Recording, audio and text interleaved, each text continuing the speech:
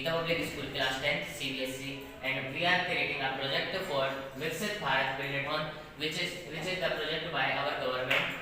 And in Viksit Bharat Hackathon, we are selecting the idea of Smart Gurukul. In this idea, we are creating two phases. First phase, class first to fourth. In this phase means I simply explain. इस phase में क्या हो रहा है, इसमें student जो है वो फर्स्ट से लेके फोर्थ क्लास तक जब होंगे, मतलब जो भी छोटी क्लास होती है उन क्लासों में वो लोग क्या करेंगे, उन्हें अभी जैसे पढ़ाई चलती है वैसे ही नॉर्मली पढ़ना है, मतलब उन्हें बुक्स के द्वारा पढ़ना है फिजिकल बुक्स में। पर हमारा आइडिया ये है जब क्लास फिफ्थ आएगी, क्लास फिफ्थ के बाद डिजिटल लीप फेज में आना चाहिए, मतलब क्लास फिफ्थ से ही उस समय तक बच्चे इतने इनफ हो चुके होते हैं कि वो वहाँ से डिजिटल चीज़ों को समझ सकते हैं और डिजिटल टैबलेट्स को और चीज़ों से इंटरेक्ट कर सकते हैं। तो वहाँ पे हम एक जितनी भी बुक्स हैं उनकी बुक्स की जगह हम वहाँ पे इंट्रोड्यूस कर सकते हैं ई इंक डिस्प्ले वाले डिजिटल टैबलेट को। वो जो टैबलेट्स होंगे उसमें हम सारे सब्जेक्ट्स को एक ही उसमें कर सकते हैं, उसमें बहुत सारी बुक्स की जरूरत नहीं है, जैसे साइंस हो गया, मैथ्स हो गया, हिस्ट्री, ज्योग्राफी और जो भी सब्जेक्ट्स हैं उसमें हमें फ़ायदा ये है कि उसमें हम 3D मॉडल्स एंड एनिमेशंस को भी हम वहाँ पे इंक्लूड कर सकते हैं। और इसमें हम ई इंक डिस्प्ले का यूज इसलिए करेंगे तो ताकि हमारी जो आँखें हैं उस पर भी ज़्यादा इफेक्ट ना पड़े, क्योंकि नॉर्मल डिस्प्ले से लोगों की आंखों पे भी थोड़ा बहुत इफेक्ट पड़ता है। तो ई इंक डिस्प्ले से सिंपल सॉल्यूशन है क्योंकि वो एक पेज की तरह एक्ट करती है, तो ई इंक डिस्प्ले का हम वहाँ पे यूज़ कर सकते हैं। और इस आइडिया में हमारा जो मेन चीज़ है वो ये है कि इसमें किसी को स्कूल नहीं छोड़ना है, स्कूल सबको आना है, वहाँ पे जैसे नॉर्मल क्लासेस लगती है वैसे लगेंगी, बस सबको बुक्स की जगह एक इंक डिस्प्ले वाला टैबलेट दिया जाएगा टीचर्स को और स्टूडेंट्स को, और जो टीचर्स का टैबलेट होगा वो उनकी स्क्रीन से लिंक होगा, जो मेन डिजिटल बोर्ड होगा, और जो स्टूडेंट्स का टैबलेट है उसे वो पूरा टीचर और स्कूल के द्वारा कंट्रोल्ड होगा। मीन जो स्टूडेंट्स का टैबलेट है वो उन्हें स्कूल की तरफ से मिलेगा और उसमें जो ऑपरेटिंग सिस्टम है वो भी कस्टमाइज्ड होगा, उस ऑपरेटिंग सिस्टम के द्वारा जो टीचर के द्वारा अलाउ किया गया है स्टूडेंट्स सिर्फ वही चीज़ें उस टैबलेट्स में चला पाएंगे, जिससे उसका मिसयूज नहीं होगा और डिस्ट्रैक्शन से भी वो लोग बचेंगे। उसके साथ साथ जब वो स्कूल आएंगे तो वहाँ पे उनकी स्पोर्ट्स एक्टिविटीज़ होंगी और सब चीज़ें योगा होगी, फिजिकल एजुकेशन और जो भी चीज़ें हैं वो सब भी नॉर्मल चलेंगी, जिससे उन्हें आइसोलेशन फील नहीं होगा और यानी मेंटली स्ट्रेन नहीं पड़ेगा। उसके बाद हम जो टेक्नोलॉजी फ्रेमवर्क है तो हम उसमें खुद का बनाया हुआ जो ऑपरेटिंग सिस्टम यूज़ करेंगे वो सेल्फ रिलायबल हुआ, और उसमें हम बिजनेस के लिए भी सोचा है हमने, जो जैसे पब्लिशर्स होते हैं जो बुक्स को पब्लिश करते हैं, तो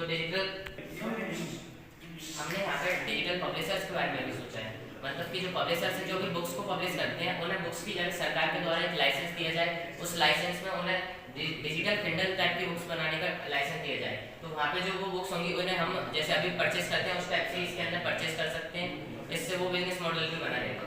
और यहाँ पे स्कूल की तरफ से भी यहाँ बुक्स बनाई जा सकती हैं, और जो भी सॉफ्टवेयर है उनमें बुक्स में एनिमेशन हो सकती है, 3D एनिमेशन हो सकती है, जिससे हम चीज़ों टॉपिक्स को और अच्छे से समझ पाएंगे। नेक्स्ट हम इसे क्यों बना सकते हैं, तो इसमें कुछ सस्टेनेबल डेवलपमेंट गोल्स भी हैं जो लिंक किए जाएंगे, उसके द्वारा इससे हमारी जो इकोनॉमी है उसे भी इफेक्ट बहुत अच्छा पड़ेगा, क्योंकि इकोनॉमी में जो बुक्स हैं हमारी उनमें हम जो इलीगल फोटोकॉपी होती है, सेकंड हैंड जो बुक्स होती हैं उन्हें हम एलिमिनेट कर पाएंगे, क्योंकि सबकी एक डिजिटल बुक होगी जिसमें उनका एक डिजिटल लाइसेंस होगा, जो एक बुक होगी उसका सिर्फ एक ही लाइसेंस होगा, मतलब कि जो स्टूडेंट की आईडी से खरीदा जाएगा वो उसी स्टूडेंट की आईडी में चलेगा, और एक आईडी सिर्फ एक ही डिवाइस पे चल सकेगी जो स्कूल के द्वारा ऑथराइज होगा, जिससे कि यहाँ पे बुक्स का लीक होना बचाया जा सकता है। स्टूडेंट एक्सपीरियंस भी यहाँ पे बहुत अच्छा होगा, क्योंकि यहाँ पे आप कोई हैवी बैग्स नहीं होंगे, स्टूडेंट्स को बस अपने लंच बोतल और स्कूल के द्वारा जो चीज़ें बताई गई हैं वो लानी होंगी, और एक स्मार्ट बुक लानी होगी जो कि डिजिटल बुक होगी।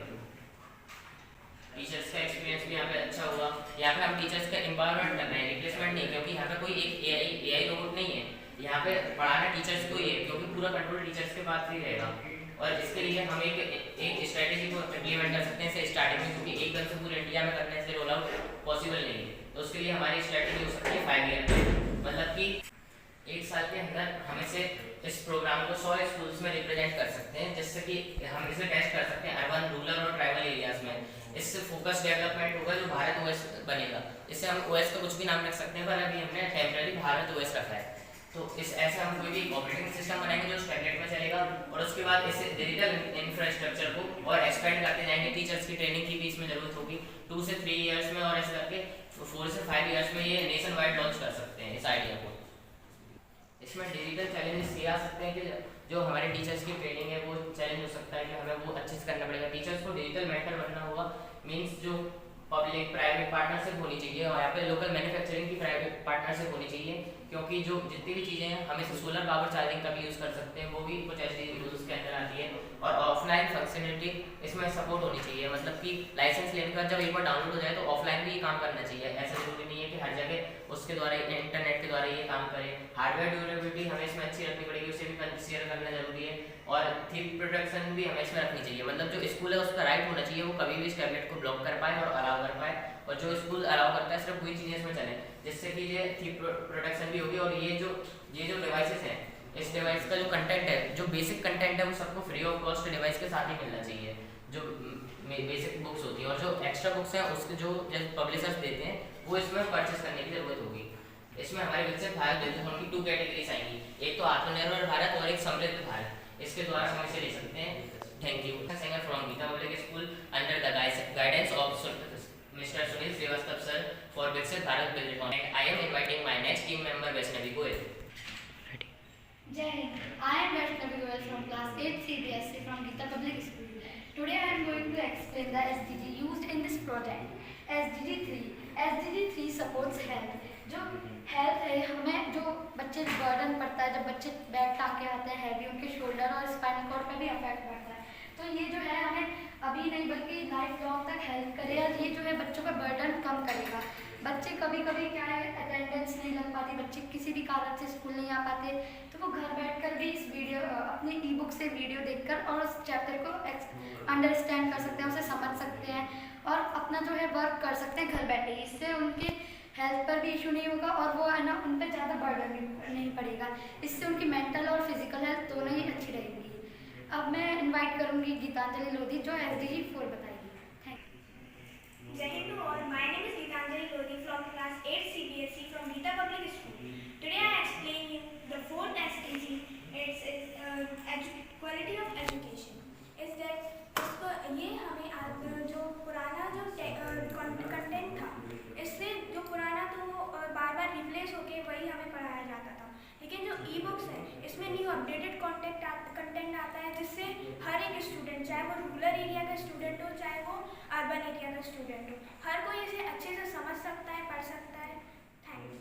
And I want to invite my next partner is Priyaksha.